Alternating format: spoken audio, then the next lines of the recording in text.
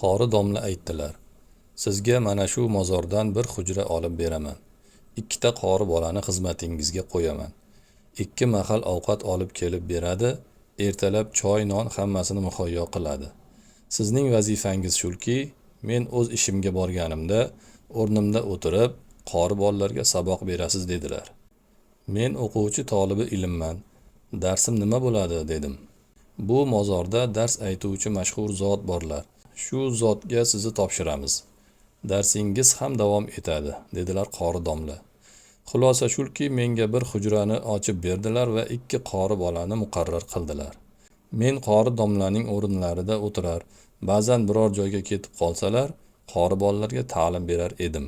Qori domla meni olib borib, mashhur domla Hazrat Mir Muhammad G'avs Saidzodaga topshirdilar.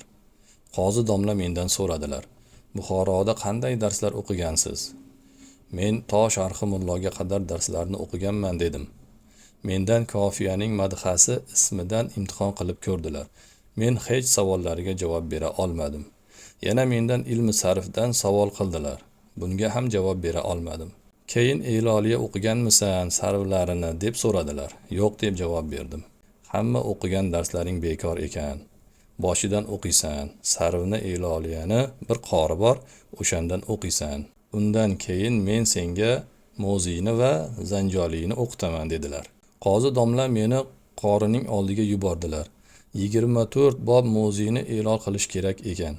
Eloliyani yod qilish lozim ekan. Bir jamoa o'quvchilarga meni sherik qilib qo'ydilar. Elol tojikcha bo'lar ekan, men tojikchani kamroq bilar edim. Shu sababli nihoyatda darajada qiynaldim.